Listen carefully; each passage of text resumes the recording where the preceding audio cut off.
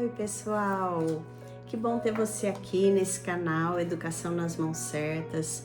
Hoje, como anunciado no Instagram, nós vamos falar sobre as finanças na vida de um casal, né? Tão importante a gente estar em harmonia no casamento, os dois pensarem com o mesmo propósito, viverem com o mesmo propósito e adquirirem tudo de bom que Deus tem para a vida de cada um. Então, nesse momento, eu quero fazer uma oração e eu quero pedir que o Senhor do Universo venha sobre a nossa vida e mude a nossa mente, mude as nossas emoções, nos ajude a viver a sua palavra, a compreender tudo aquilo de bom que Deus tem para nós e que está explicitado na palavra dele. Vamos fazer uma oração agora? Deus, eu quero te agradecer porque posso orar com essas pessoas que estão chegando nesse canal. Eu quero pedir, Deus, que a mensagem de hoje toque profundamente a vida dos maridos, das esposas, dos casais que têm vivido juntos e que querem melhorar de vida. Que eu possa repartir com eles aquilo que eu tenho aprendido e aquilo que a tua palavra diz. Que o Senhor faça as transformações necessárias dentro do nosso lar. Eu te peço em nome de Jesus. Amém. Amém, gente. Então vamos lá. Hoje eu queria trazer para vocês, um pouquinho de um resumo de um livro chamado Casais Inteligentes Enriquecem Juntos, Finanças para Casais. E o autor desse livro é o Gustavo Cerbasi, né? E é um livro famoso que muita gente tem lido, comentado a respeito. E ele tem vários princípios aqui que a gente pode aplicar na vida da gente. E ele também tem, olhando assim as resenhas sobre esse livro, tem algumas críticas, né? Alguns dizem que ele encaixa os casais num determinado padrão, que nem todo mundo é assim. Mas, gente, toda vez que a gente lê um livro, a gente deve olhar e pensar o que isso pode se aplicar à minha vida e deixar o resto.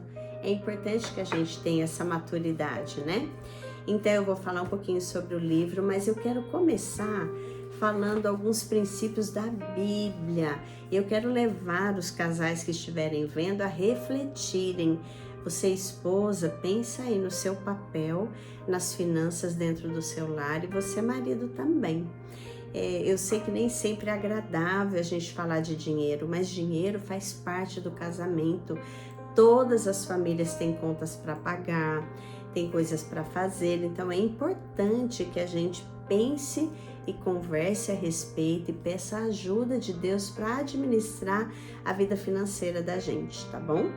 Então eu quero começar com alguns textos da Bíblia. Primeiro, lá em Efésios 5, de 28 a 29, a Bíblia fala que o marido deve amar a sua esposa, alimentar ela e cuidar.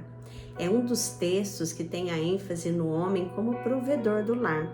Lá em 1 Timóteo 5,8 diz assim: se alguém não tem cuidado dos seus e especialmente da sua família, negou a fé e é pior que um incrédulo.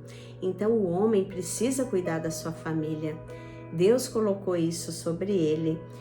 1 Coríntios 16:13 tem assim uma chamada para que os homens sejam cheios de coragem e sejam fortes. E em 1 Pedro 3:7 fala sobre tratar as mulheres com honra, como a parte mais frágil, cordeiras do dom da graça e da vida, para que não se interrompam as orações. Então é importante tratar a sua esposa com honra. Colossenses 3,19 diz: ame sua mulher e não a trate com amargura. Gente, todos esses textos falam do papel do homem dentro do casamento. E o papel do homem não é fácil, mas ele é possível com a ajuda de Deus.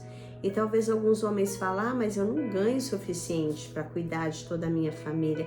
Eu preciso que a minha mulher trabalhe. Tudo bem, a mulher é a auxiliadora do homem, mas a tarefa, a responsabilidade de prover e de cuidar da família é do homem. E quando ele não consegue, o que ele tem que fazer?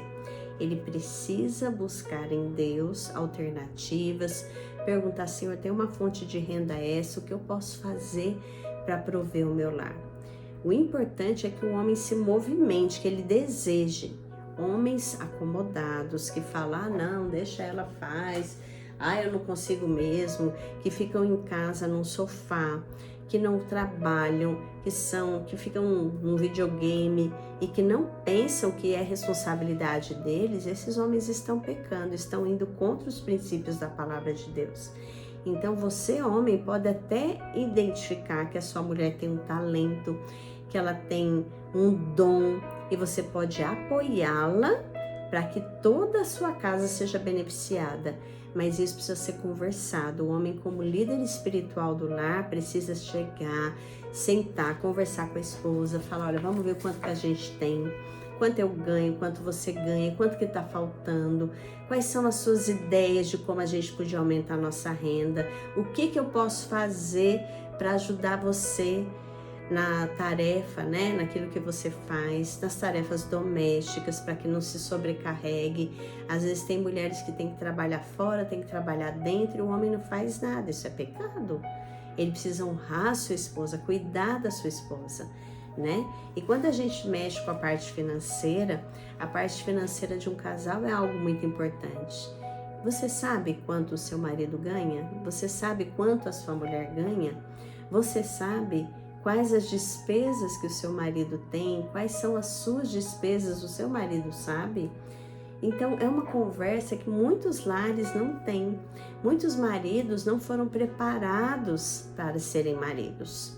Apenas se casaram, foram levando e nunca se preocuparam qual era o papel dele. E pode acontecer o mesmo com as mulheres, né? Mas é importante que o casal sente e fale, olha, vamos conversar sobre as nossas finanças.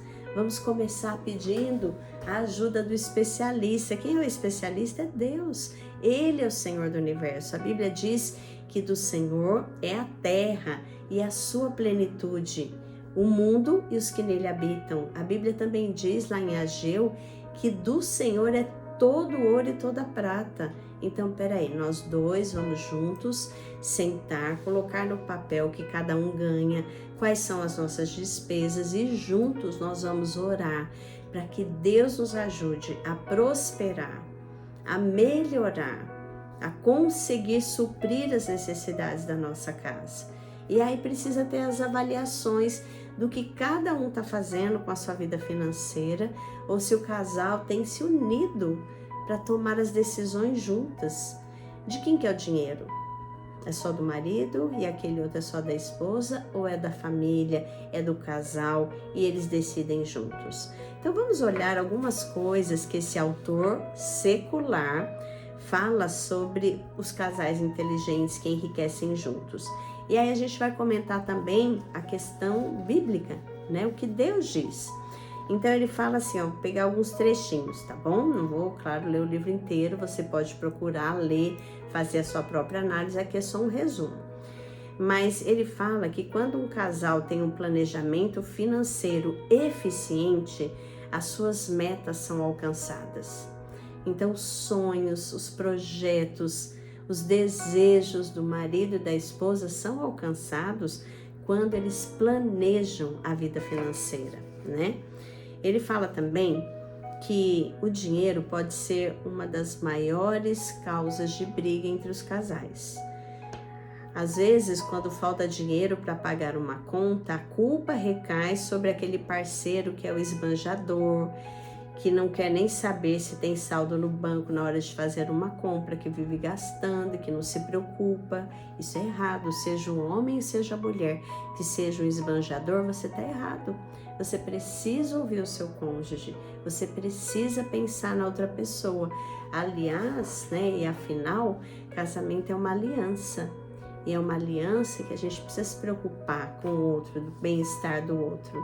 Se sobra dinheiro no final do mês, em vez de comemorar, o casal pode se desentender sobre como investir ou sobre como gastar aquela quantia.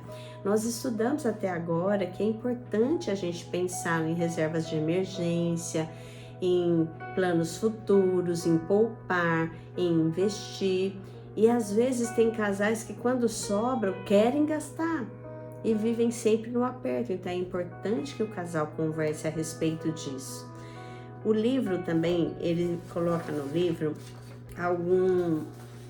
alguns tipos de casais, né? Que é bem interessante. Ele fala que quando o casal não consegue lidar com o dinheiro, ele pode trazer problemas, seja no excesso ou na falta dele. Tanto quem tem muito pode brigar por dinheiro, como aquele que tem falta pode brigar também. Então é importante conversar, é importante pensar o que o dinheiro está fazendo na nossa vida. Se não há dinheiro para um jantar romântico, o problema é percebido como falta de romantismo. Caso falte dinheiro para renovar o guarda-roupa, o problema é percebido como um desleixo. Se não há dinheiro para levar as crianças ao parque, o problema é percebido como falta de carinho. Essas situações encobrem um erro comum, a inabilidade para lidar com o dinheiro e para torná-lo suficiente. Raramente marido e mulher chegam a um acordo sobre os seus hábitos de consumo e sobre a melhor maneira de administrar as finanças, e isso gera conflitos.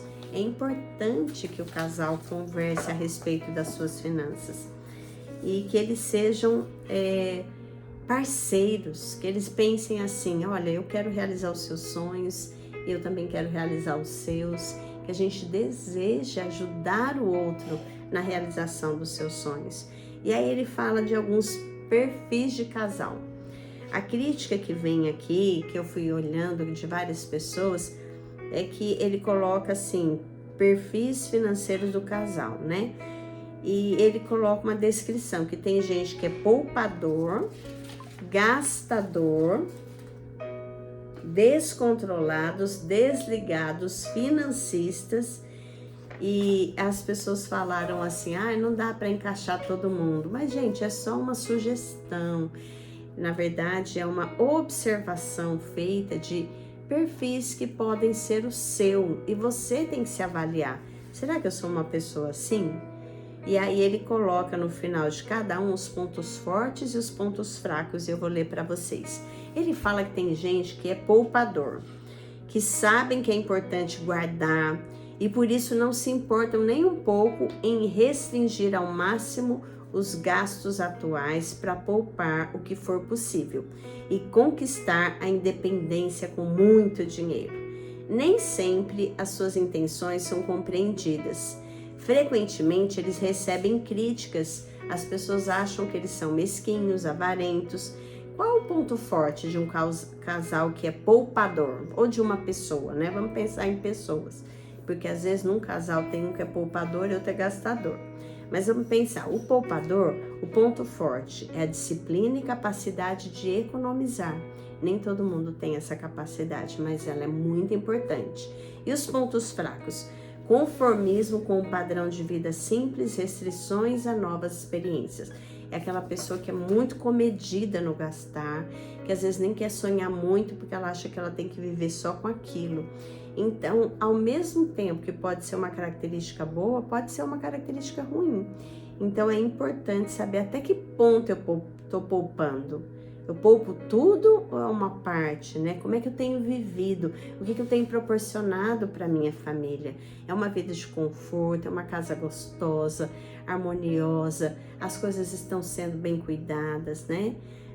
Eu me lembro de um dia que a gente viveu uma experiência de receber na nossa casa uma pessoa que cuidava muito da casa dele. Ele logo foi observando que a calçada precisava de cuidados. E não falou errado, não. Tinha que arrumar mesmo, porque nós somos um testemunho. A sua casa tem que ser a melhor casa da rua, a mais organizada. Isso não quer dizer que você tenha que ser a mais rica, mas a mais arrumada, a mais organizada, aquela que tem uma melhor manutenção. E tem muitos homens e mulheres que ficam adiando, né, com coisas que pode ser feita pela própria família, que você não precisa pagar alguém para fazer. Então, cabe a você olhar e falar: Senhor, eu estou dando um bom testemunho no cuidado com a minha casa, com a minha esposa, com os meus filhos, com os meus bens? E a gente precisa melhorar se a gente não tiver, né? Então, os poupadores têm isso, aquela economia que pode ser exagerada ou não e tem que entrar num acordo. Os gastadores, as pessoas que são gastadores, a vida é medida mais pela largura, não pelo comprimento. Então ele pensa assim: eu vou viver bem hoje porque eu não sei se o amanhã vai existir ou não. Então eu prefiro gastar eu prefiro usar o que eu tenho, viver bem hoje, amanhã pertence a Deus. Isso tem um lado ruim também, a gente precisa saber guardar, poupar para emergência, a gente já falou disso. Eles gostam de ostentar, destacam-se pelas roupas caras, não se sentem incomodados em encarar um financiamento, seu objetivo é ser feliz. Então a pessoa está cheia de dívidas, mas para manter o padrão que ela quer. E a poupança acumulada, quando existe, é só para a próxima viagem, não pensa em outras coisas, né? E os pontos fortes, hábitos pouco rotineiros, abertura a novas tendências, tem muitos hobbies. Quais são os pontos fracos dessas pessoas? Insegurança em relação ao futuro, porque não planeja, não guarda, dependência extrema da estabilidade no emprego, aversão ao controle financeiro, orçamentos e contas. E a gente precisa se organizar financeiramente. Ninguém sabe o dia de amanhã. Por isso que a Bíblia ensina que a gente deve ter e deve investir e guardar para as emergências.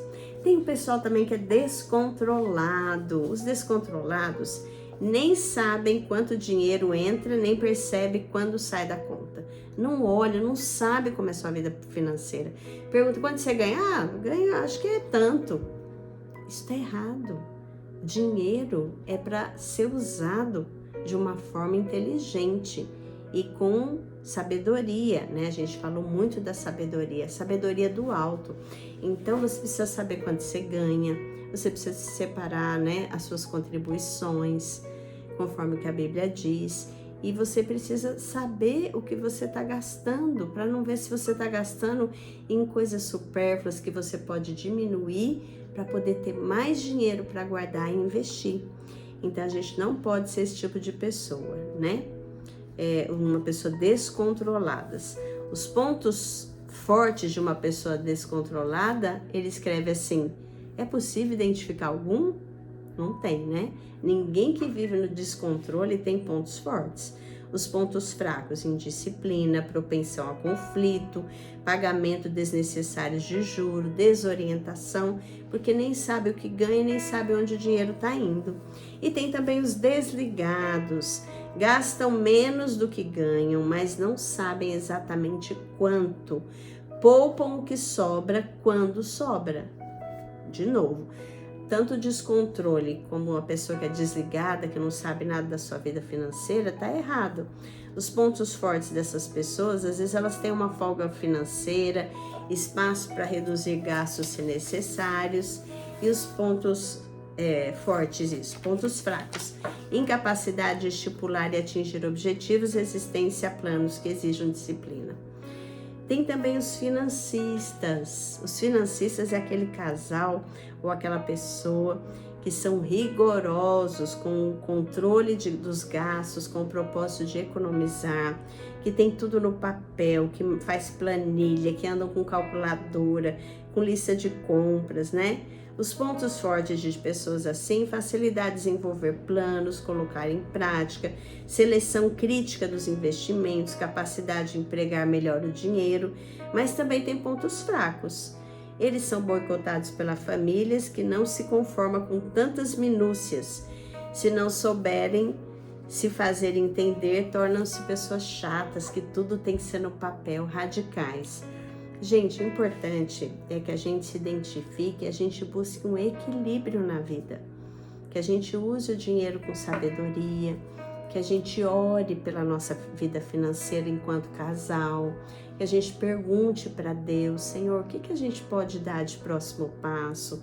Quais são as dívidas que a gente tem que lutar já para exterminar? E exterminadas as dívidas, pagando direitinho, como a gente pode gerar uma nova renda? Quais são as ideias, os talentos que tem no marido, na esposa, que podem ser revertidos como uma fonte de renda? Então isso é importante para a vida do casal. E a gente precisa saber que se a mulher é fiel e o homem não é fiel nas alianças com Deus, recai sobre os dois. Então a vida do casal, ela é muito importante, né? E aí ele aborda também que às vezes as pessoas começam, quando estão namorando, compram presentes caros para poder impressionar, né, a esposa, para poder vê-la apaixonada, depois que casa vira na rotina e já não fazem nada. Na verdade, o importante não é o presente caro, é não esquecer do outro. É às vezes andar pela rua, trazer uma flor, mandar um recadinho durante o dia, uma mensagem de WhatsApp, dizer para o outro, fazer a questão de sentar semanalmente, ter um dia que é só do casal, um dia para namorar, para conversar, para saber como o outro tá, para realizar desejos, sonhos. Tudo isso faz parte de uma vida de riqueza. Quantos casais que a gente vê que a pessoa enriquece e às vezes se separa, se afasta, ou vira uma pessoa mesquinha, ambiciosa. Por isso que é importante que o casal também converse. E quando a gente chegar lá, o que a gente vai fazer com o dinheiro que Deus nos der? Como vai ser usado? A gente está em harmonia? Nós estamos pedindo sabedoria a Deus para usar o que nós temos hoje e o que está a caminho para a nossa vida? É importante que a gente haja com sinceridade, sem ocultar do cônjuge que a gente tem, e também que a gente consiga falar para o outro, olha, meu ponto fraco é esse. De repente falar, eu não sou uma pessoa controlada, eu vejo que você é, então eu vou deixar você cuidar dessa parte. Mas nunca se acomodar. Não há espaço para um casal que queira prosperar para o comodismo, de dizer, não vou fazer nada, ela que cuide. Isso frustra uma mulher. É importante que o homem entenda o seu papel de provedor, que ele peça a Deus ajuda para prover a sua família, que ele ouça a sua esposa, as ideias que ela tem de como essa provisão pode vir e que juntos eles cheguem a ter a vida que eles sonham. Cada um cumprindo o seu papel, cada um se alegrando com as conquistas do outro, sem pensar, fulano ganha mais ou ciclano ganha menos. Não é isso que é importante. O importante são conversas que vão levar o casal a viver o melhor que Deus tem para eles. Então esse livro ele vai falando das finanças no namoro, no noivado. Ele ajuda muito para casais recém-casados, né, que precisam conversar, aliás, devem conversar antes de casar, sobre a visão que cada um tem da vida financeira. Eu me lembro de eu me sentando ainda quando eu estava namorando meu marido e a gente conversou sobre como ia ser a nossa vida financeira. O que cada um ganhava, como que a gente ia administrar, que conta cada um ia ter, e a gente vai se ajustando. Já teve momentos em que eu tinha mais, outros momentos eu tinha menos, e um vai ajudando o outro, porque o importante é a gente entender que o casal está formando uma família. E os filhos precisam ver na vida do casal que eles se entendem, que eles conversam a respeito das finanças. Não como uma cobrança, mas como responsabilidade. O que a Bíblia diz, não sou eu que digo, é que o homem deve ser o provedor e a mulher deve ser a auxiliadora, né? E isso precisa ser conversado, não pode, e eu tenho visto, conheço casais, a gente faz aconselhamento de casais que às vezes a mulher está sentindo um peso que está sobre ela, que não foi colocado por Deus, e o homem às vezes se acomoda porque a mulher é mais atirada e ela tomou a frente. Não, é importante que todo casal converse sobre finanças, que todo casal deseje juntos, né, alcançar o propósito que Deus tem para essa família. O que Deus sonhou para a família de vocês? Quais são os seus sonhos, homem? Você já contou os seus sonhos para sua esposa? Quais são os sonhos dela? Você conhece os sonhos da sua esposa? Como é que vocês vão alcançar esses objetivos? Você tem orado pela sua esposa, pelo seu lar?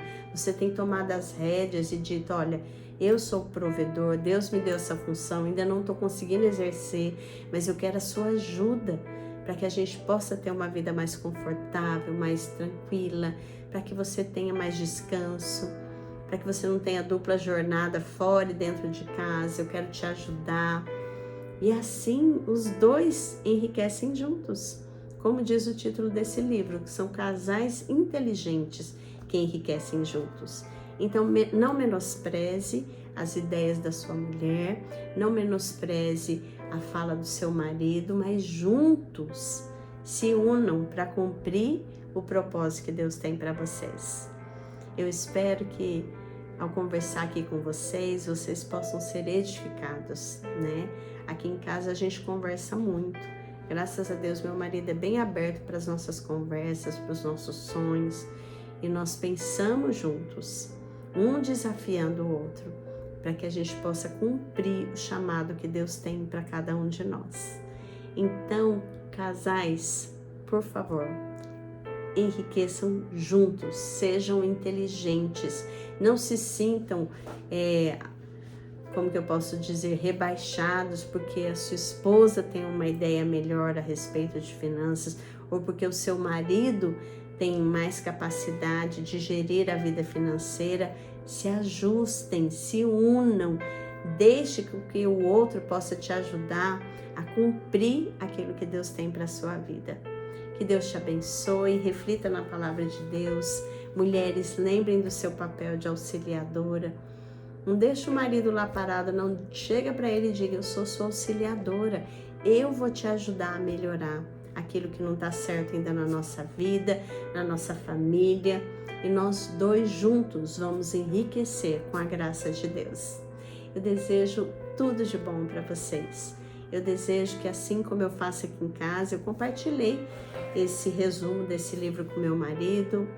Nós pensamos em coisas juntos. Façam isso, sempre com a oração, com a ajuda, com o pedido de sabedoria divina, para que nenhum obstáculo venha sobre vocês e impeça vocês de viver o chamado de Deus.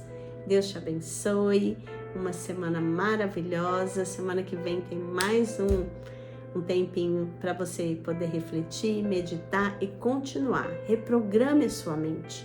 Diga para você mesmo: eu vou cumprir o meu papel como esposa dentro desse casamento. Eu vou cumprir o meu papel como marido dentro desse casamento. Nós juntos vamos ensinar os nossos filhos a lidarem com o dinheiro. E nós vamos juntos pedir sabedoria a Deus para que nada, nem ninguém nos impeça de chegar onde nós sonhamos, com a ajuda de Deus e com a ação do Espírito Santo sobre nós. Deus te abençoe muitíssimo. Espero ter ajudado e que você se sinta desafiado a ler o livro e também a conversar com seu cônjuge a respeito de como tem sido a vida financeira de vocês até agora. Coloquem alvos, separe o que é de Deus, o que é de oferta, né? O que é de investimento, o que vai ser para lazer, o que vai ser para projetos a curto, médio e longo prazo, o que vocês têm em casa que está lá parado, que pode produzir renda, e assim progridam. Um beijo muito grande. Tchau, gente!